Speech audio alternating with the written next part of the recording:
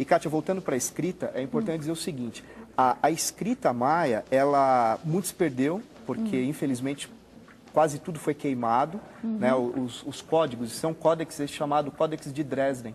É um dos que sobreviveu, tanto é que a lateral está queimada, justamente porque ele foi tirado de uma fogueira. Né? E tinham pontinhos, né? Eram tracinhos e pontinhos. O ponto é assim, o ponto que você está vendo na tela significa 1.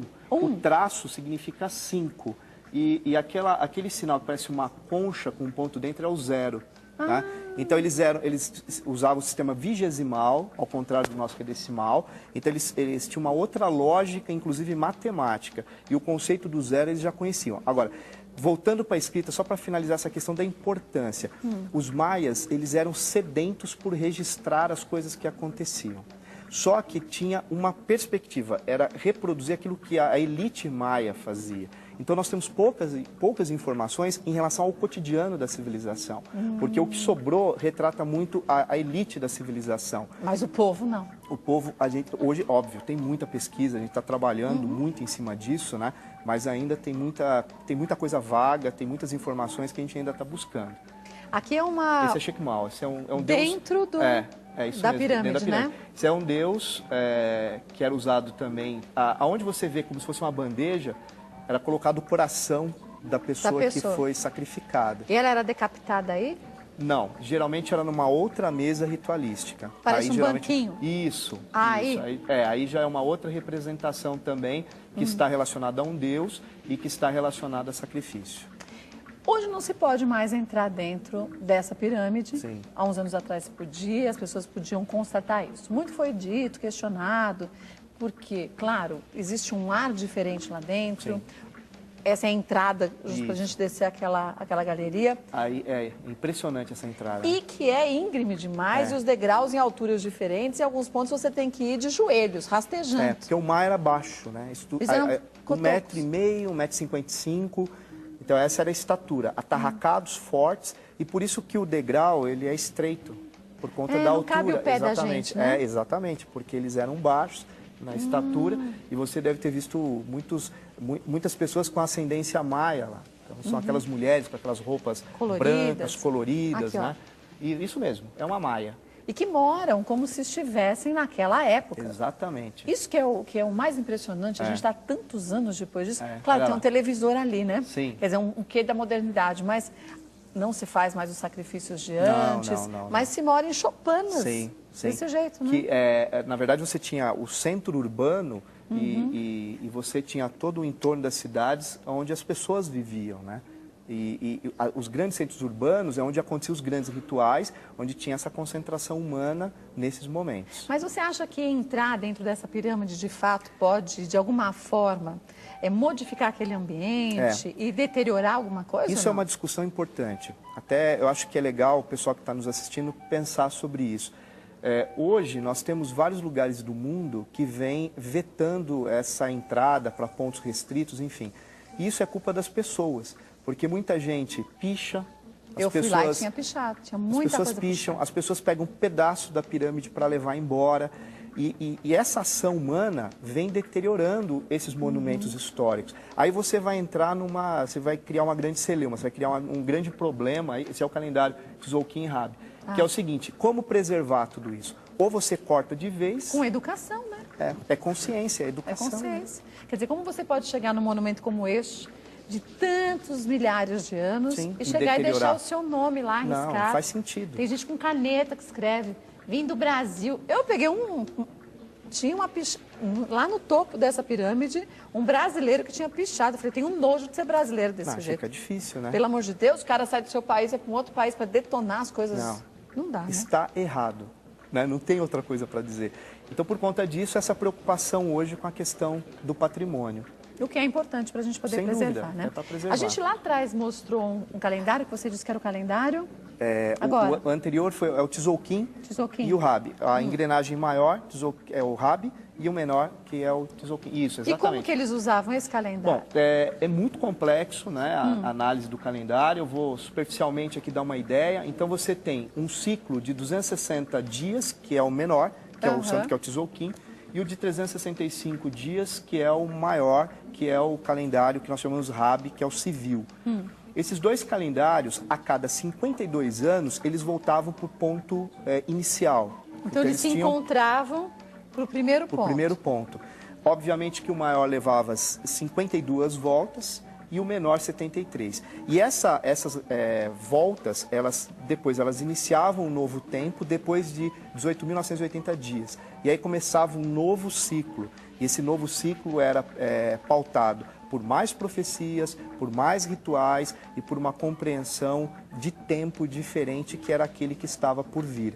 E esse calendário é muito complexo. Kátia, para você ter uma ideia, o RAB ele foi apenas superado pelo calendário absoluto astronômico que nós tivemos agora no século XX. Só? Só. Devido à perfeição do 365, vírgula, que tem um monte de número depois da vírgula, né, que remete à perfeição do calendário.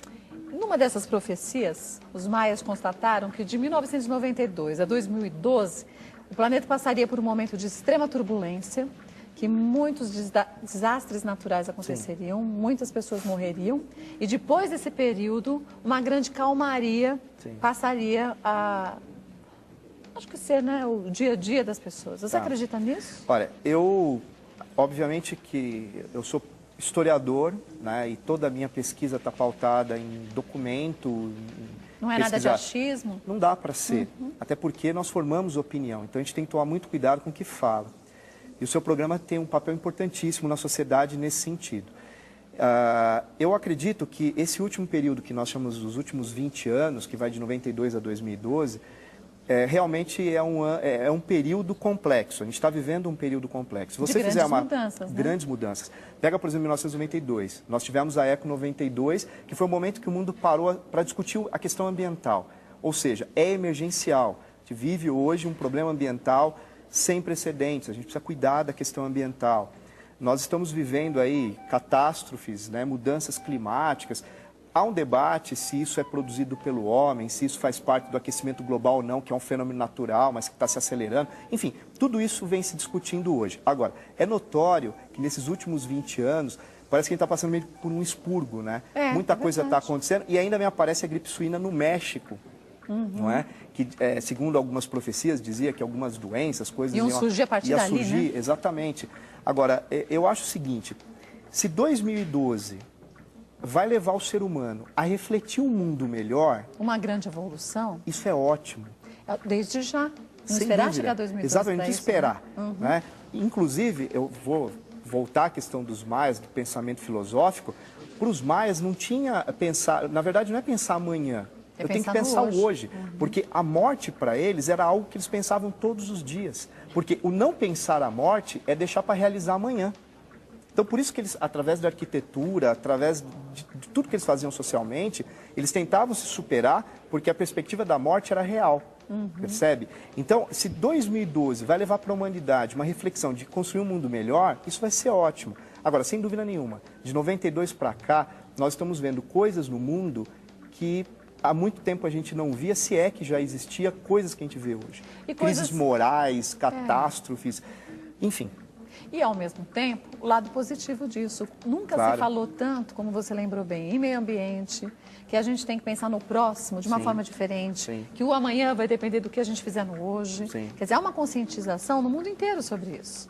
Então, claro, pode ser que aconteça uma grande mudança? Não aconteça, ela já está acontecendo. Está em processo. Estamos em curso, né, dessa mudança. Processo. É só a gente se analisar o quanto que a gente pode contribuir para que essa mudança seja positiva, né? Eu até entendo que estar aqui falando sobre isso já é um ponto fundamental. Porque imagina, uma civilização que floresceu no meio da floresta... Aqui, ó, tá como aí, essa foto. E hoje está aqui. Né? E ela está dizendo alguma coisa com seus acertos e erros. Claro. Não cabe a mim concordar. Nem discordar. Nem discordar. Na verdade, o historiador ele tem que olhar o objeto, o sujeito, e analisar, estudar e trabalhar. Né? Esse é um lugar também que para os maias era extremamente especial. Os cenotes. Eram rios subterrâneos. E por que acontecia isso nessa região? Né? Não era toda a região maia, essa região mais do Yucatán. Porque o solo ele não consegue segurar, conter a água da chuva. Então a água da chuva ela vai sendo filtrada até que ela acha uma resistência em rocha e aí forma os rios subterrâneos, que eram os cenotes, que era a fonte de água. Não, mergulhar nesses cenotes é incrível. Você já mergulhou? Já. Em Xicarete. Você deve conhecer Xicarete. Eu fui lindo lá. Então, eu mergulhei nessas regiões aí e é impressionante. Mas hoje a gente acha lindo, mas naquela época também era um local de sacrifícios, né? Alguns casos sim. Inclusive, acredita-se que talvez uma das causas do colapso de Chichén Itzá está relacionada a sacrifícios que eles faziam aí no cenote e que depois contaminou a água. E como ali era a única fonte de água, isso pode ser um dos motivos desse problema, dessa questão toda ligada ao colapso dessa cidade. Que ninguém sabia o porquê que os maias tinham sido exterminados nessa cidade. Existem várias causas que a gente estuda, né? No mínimo aí umas 6, 7 causas possíveis. Causa ambiental, possíveis doenças, guerra entre cidades e estados, enfim, são várias as questões e até crise de fé. Porque, quer dizer, a partir do momento que você não tem mais uma agricultura que te alimenta e você continua fazendo seus rituais para que haja alimento, então alguma coisa está errada. E isso é muito sério na humanidade. Historicamente, todo povo que passou por crises de fé e religiosa, você tem uma mudança radical naquela civilização. E que muitas vezes, depois de milhares de anos, são compreendidas, como é o caso dos maias agora. Né? Por isso que os historiadores existem, exatamente para tentar ler essas civilizações e usar, eu sempre digo isso, e usar como lição para nós hoje, né? Acho que é muito importante conseguir estudar essas civilizações e perceber talvez até os erros que a gente comete hoje, né? Que muitas vezes foram os mesmos erros cometidos por eles. Sem dúvida nenhuma. Queria agradecer a sua participação. Quem quiser conhecer um pouco mais sobre o trabalho, tem um site que a gente pode acessar, né? Tem. É www.marcelolambert.com. Deixa eu mostrar um livro. Esse é um livro maravilhoso, não só para quem trabalha com história, mas quem quer conhecer um pouco mais a história da civilização maia. A civilização maia, história e pensamento, é uma forma fácil de entendimento, uma leitura gostosa, divertida e, acima de tudo, eu digo divertida porque tem momentos não só que a gente está falando de sacrifícios, mas de extrema competência deles, de cálculos da agricultura, quando plantar, quando colher, né? Quer dizer, o conhecimento dele quantas estações do ano também era uma coisa absurda, né? Impressionante. É assim que eu defino.